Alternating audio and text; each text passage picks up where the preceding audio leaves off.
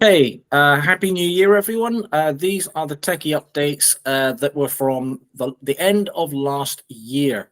There aren't too many of them, so I don't think it will take us too long. Some of them are interesting.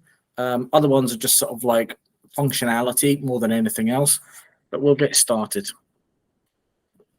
The first one is, this is more, my understanding of it is it's American based at the minute, but they're now integrating register imports from management information systems, or as they call them, SISs in America. So at the minute it's Infinite Campus, Skyward, and the Follett Aspen users. And Sims, though, is on the list to be added soon. So I think we can take from that, and Paul, interject if you know any different, is that now that they're rolling out the import from management information in America and soon to be Sims, with that import, you can also export the grades from Google Classroom directly into your management information system. So I would imagine that is going to roll out as we move through the year. They'll integrate more and more management information systems into that. Again, it's teaching and learning and education plus only. Yeah, I mean, that's exactly why I put that Sims bit in. Yep. It's indicating that things are likely to get better because they've added Sims yet, and hopefully Arbor, because that's the other big one that's growing a lot, isn't it, currently? Correct. If anyone uses Arbor. Correct. So hopefully that one should be on the list fairly soon. Let's hope. Yep. The next one is to do with the Workspace marketplace apps. So this is, they now have admin managed. So if you're an admin user, then you can specifically deploy marketplace apps that you manage, and only you can find them and only you can deploy them. So this is not internal apps, so to speak. These are the Workspace marketplace apps that you may wish to have as a managed app within your domain. So that's a useful tool, because as we all know, the marketplace apps are 99.999% third party.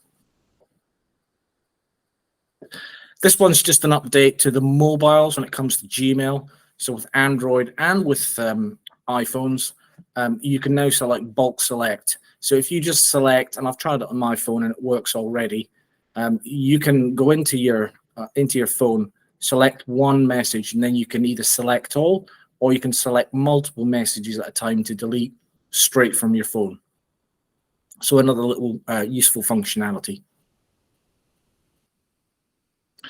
This next one is to do with the notifications. If you have DLP rules, data loss prevention rules, set within your domain for things like Google Chat and Google Drive and things like that, in the past you would just be able to sort of like either block them, block the message, warn the user, or just alert you to the fact that something's happened based on the DLP rules that you've set. Now, your DLP rules are typically around things like personally identifiable information and things like that. But now what you can do, and this is an added functionality of DLP rules, is that you can create your own custom message. So that if someone is in chat or in Google Docs or whatever, and they're trying to share out, and it hits your DLP rules, you can put your own custom message in there. But not only that, you can insert a link to your school or college policy about what is considered DLP rules. You know, what information they should be sharing, what information they shouldn't be sharing. So you can put a little advisory, so you say. So if someone says is in chat and sends a message, and they get that message saying it couldn't be sent, they can then find out what your policy on that is. And there's an additional thing that we'll come to around how you can actually administer that and get sort of like eyes on as to what is going on. Because when you set up DLP rules, you can get a lot of, if you don't set them up correctly, you can get a lot of sort of like false positives, as we say. So you need to have sort of like eyes on as to how that's actually functioning. If you've got, obviously, if you've got the enterprise, Education Plus or Education Standard, that will appear in your security dashboard as well under the DLP rules, which ones have been triggered. Got a question there from Andy. Okay. Yeah, Andy, go ahead. Can you just ask on that? Who was set those up? Anybody set those up? I haven't. I'm Okay. aware of them, but I've not. I guess part of that being a small school that we've not really got into the detail of that.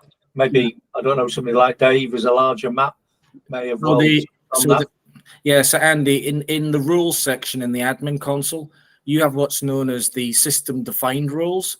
Those are the ones that Google provide to you as standard, but you can also go in there and you can create your own rules for data protection, and you can create your own rules for a variety of different things. So when it comes to a data loss prevention rule, when it comes to sort of like personal information, you can go in there and say, if it contains a national insurance number or a UK driving license number or something like that, and then you have the option to sort of like set what happens to that. Warn the user, this contains personally identifiable information, block the message completely, or block the sharing of it. But now all that does is allows you then to also put the customizable message to say to your users why it's been blocked or why they shouldn't be sharing it. I'm more than happy, Andy, to walk you through that. Yeah, I mean, it's I guess some of the things, I'm just replying to Dave's message about that they haven't done it, but you have set it up for email.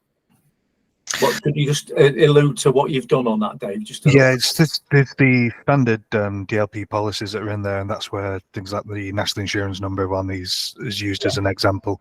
We've also had to put exceptions in there because obviously the HR department kind of rely upon being able to communicate about national insurance numbers.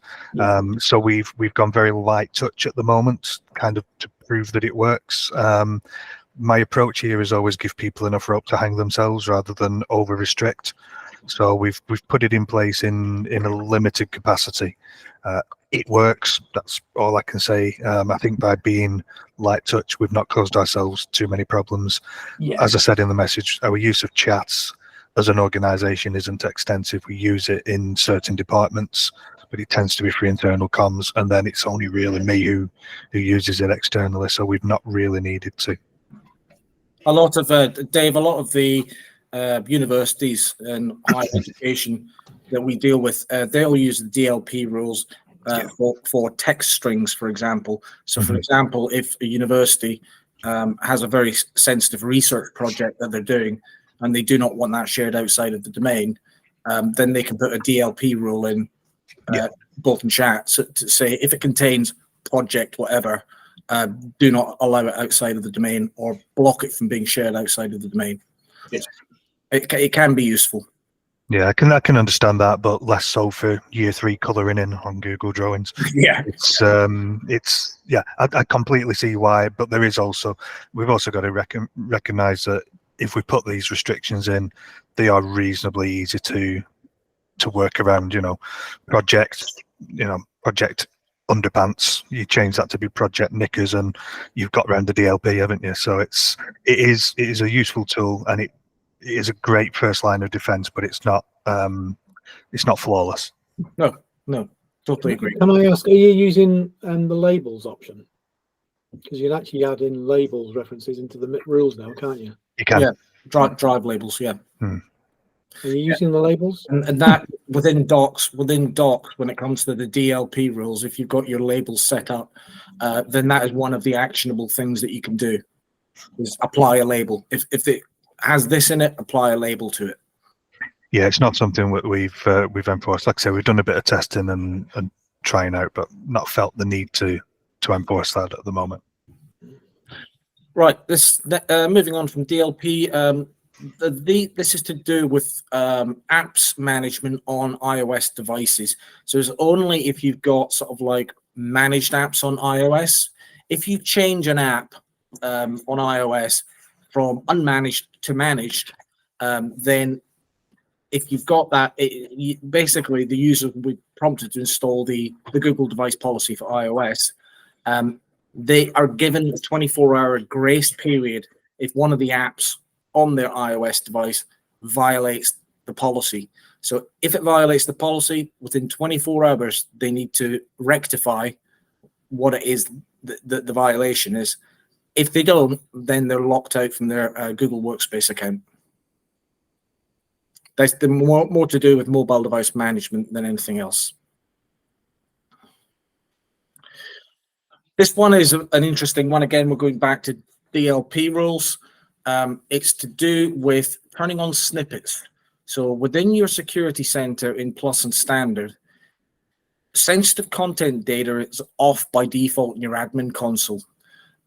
You can turn on snippets so that if a DLP rule is triggered, then the snippet will take the information as to what it is, and then you'll be able to find that within the security investigation tool. I've put in there the breadcrumb trail of how you turn on that sensitive content, because it's off by default. And if you turn it on, only your super admins can view the sensitive content. And that's obviously through the security center. So again, that's a good way of looking at, if you do set up DLP rules and you've set them too tight or whatever, or you've got false positives, it's a good way using the investigation tool to find out why it's triggered the rule, what the content was, and have a look at the content and see, is this rule a bit too strict? And then you can take remedial action on your DLP rule so that it doesn't happen again. So that's a very useful setting. This one is to do with Google Forms. Obviously, we've had this with docs, sheets, and slides for quite some time.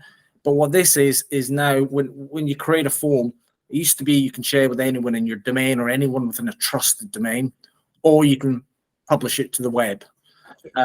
You've now got granular control over who you actually allow to respond to that form. So you can do it by individual users, you can do it by groups. So you have got complete control. It's in beta at the minute, but it's a very useful addition. So if you just wanted to share a form, only have, say, your teachers respond to a specific form, you can just share it with your teachers group app.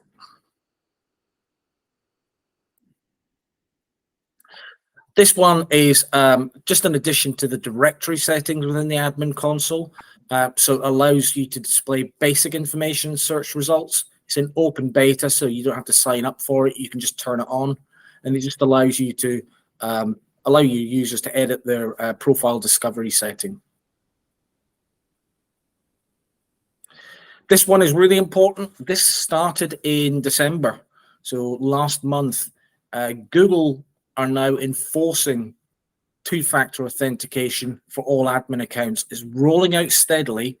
And if you have got an admin account of any type, you will get a 30-day warning that you need to turn it on. If you don't, you'll be locked out of your account.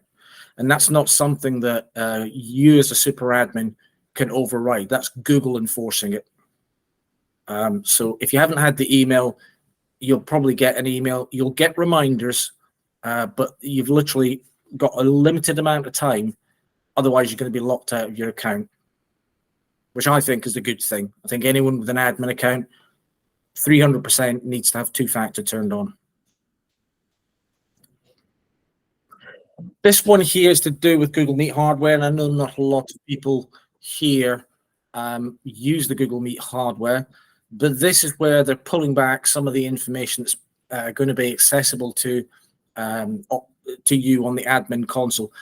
Things like device location, believe it or not, things like identifying information, calendar scheduler, things like that.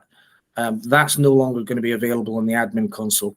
They haven't given a reason why they're doing it, but they're just pulling it from the admin console. It'll just be very limited information on Google Meet hardware that's still available to you.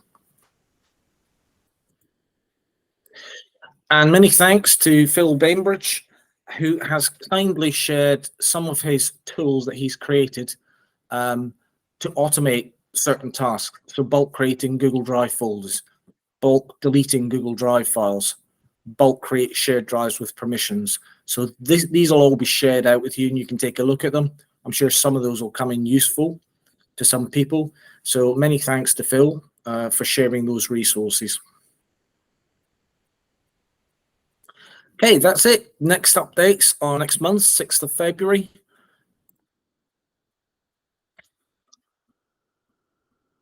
Let me just stop sharing.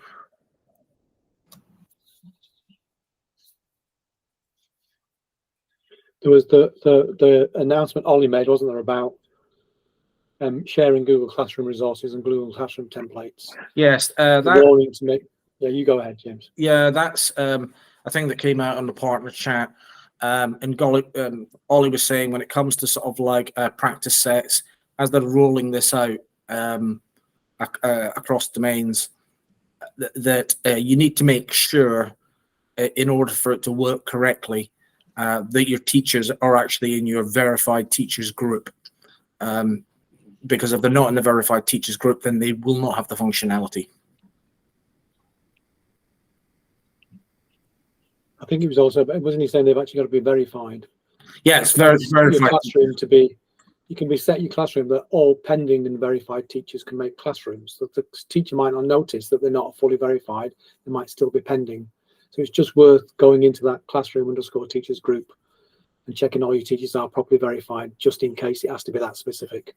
We don't know yet because they've not fully started rolling it out yet, but it's just to be warned. And whilst you're in there, it's also worth just double checking around any students in there that have snuck in automatically and you didn't notice. And you can always, because the only way to remove them from the teachers group is to manually remove them. So you can always drag them out. Oh, is that what you mean by verified, that they're in that group? Yeah. Well, they can be in the group and they can be in the pending list. And if you've got your classroom settings in the admin panel to any pending teachers can still make classrooms, they won't notice they're not fully verified. Right. I think it might make a difference. And then I presume that's why Ollie posted it. That might make a difference to when you start to share, try and share. You know, you might already have it. You can share classroom templates. You can share blocks of assignments. You can share practice sets now within Google Classroom. If you're going to start doing those, I think he was implying that unless they are fully verified, so not just pending but fully verified, then they might not get a proper share option. So just a chance to manage that group, I think, a bit before that gets rolled out fully. Dave? Yeah, I'd recommend that everybody has a good look at that anyway. I can't imagine that people wouldn't want to have only verified teachers able to create Google Classrooms anyway. I know when we first started using Google Classroom back in 2015, I think it came out, there were issues with students just creating their own Google Classrooms. So we turned that setting on very early and made sure that it was only verified teachers. And it's as easy as when a student first starts using Google Classroom, them clicking on the plus and identifying themselves as a teacher. That's how they end up in that pending group. So I would strongly recommend against allowing pending teachers to be able to create Google Classrooms. I think it's worth the restriction in this case for those teachers who are maybe new, having to wait or prompt you to verify them for the offset of preventing students being able to create whatever they want. So I think if you're not familiar with that area, I'd recommend people have a look at that.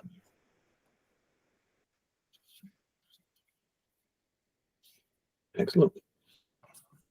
Yeah, just an add on that from Dave. I strongly recommend people to look at the creation of shared drives as well, to remove students from that and staff really. And staff, yeah, absolutely. To get the staff out of shared drive. It's another one of those. When you go back in time, it sounded a great idea at the time. Oh, great! Anybody can have a shared drive, but we rapidly switched ours off and just had structured ones because of the plethora of they were being created all over the place for little silos of information. And if you can get rid of those and consolidate those into much bigger shared drives, just one or two really, then that's a much better way to manage your business, I feel.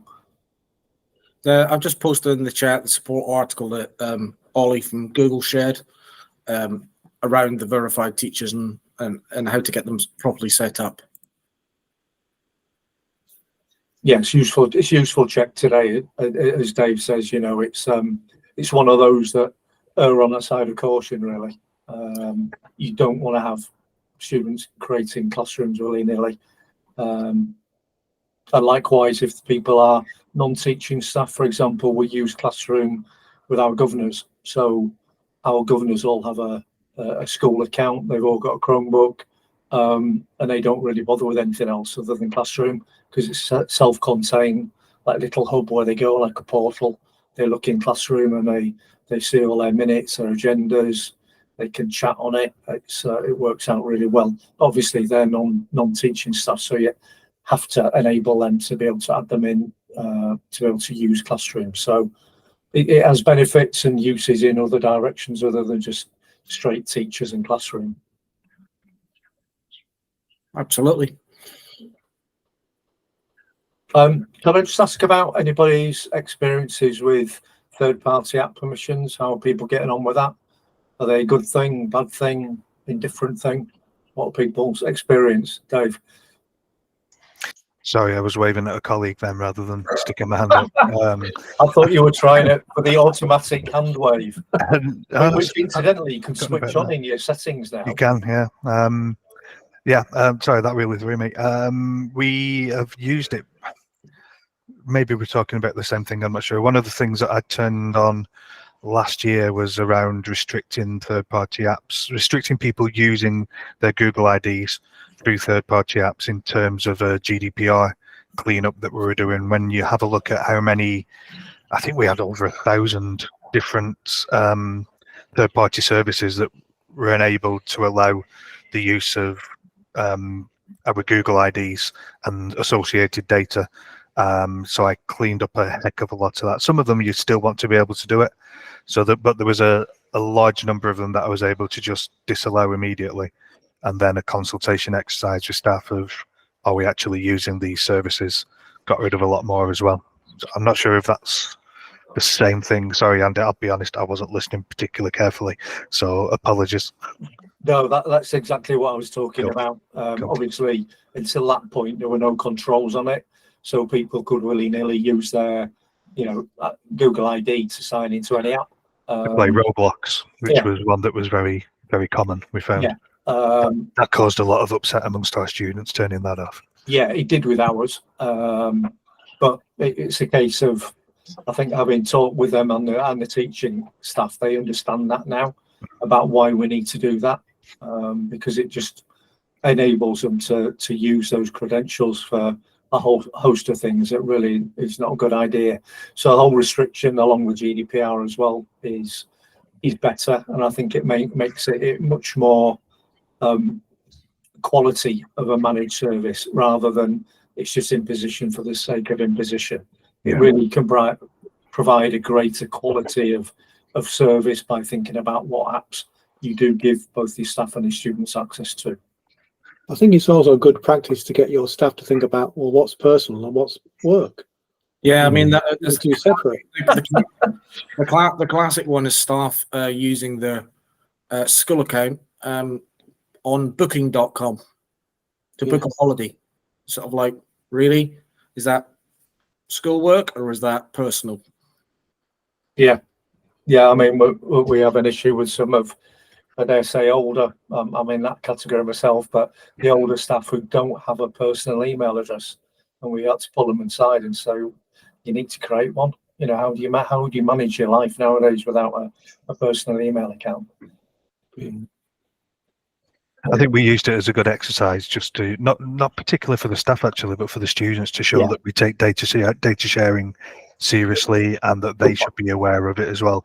When I turned it on, like I say, Roblox was the one that caused uproar because so many students had used their Google accounts for that. So I actually turned it back on temporarily and shared with them a guide as to how to change their account so that they were using a dedicated Roblox account rather than just clicking the sign in with Google, or how to sign up for a personal Google account. And it actually turned a negative into a positive, because I went from having a lot of unhappy students to using it as an educational experience and speaking to staff about using that example as when they were teaching kind of e-safety and digital citizenship and so on and so forth. So it became real to people at that point. And I think the booking.com one, there were a few people who would use that site professionally, you know, so that there is a rationale behind keeping that on, but there were other examples that we could use with staff. I don't think that there's a rationale to use your Google account with Tinder, your work Google account with Tinder, which some of our staff have decided to do. I'll delete my profile then. Oh, Tinder, Paul, not Grinder. Yeah. I'm on I think that's a really valid point about turning negative to positive with students.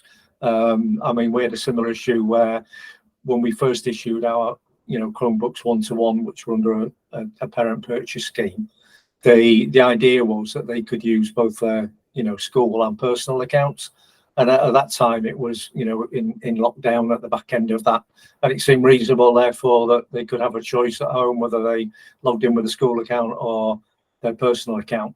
When we came back into school, we needed to streamline that a bit because we found out that students were logged onto their personal accounts in school and then adding a secondary account, the school account, and they were flipping between playing games and working. And to the teacher was just, they were saying to the teachers, it's okay, I'm on my Chromebook, look. But they obviously weren't. They were logged on a Chromebook on a personal account. So we had the same thing there, where the penny dropped with the kids of actually in the wider world, you need to have this concept of a work or a school account and a personal account, and that you use them for different things at different times. So I'd echo that, what Dave said.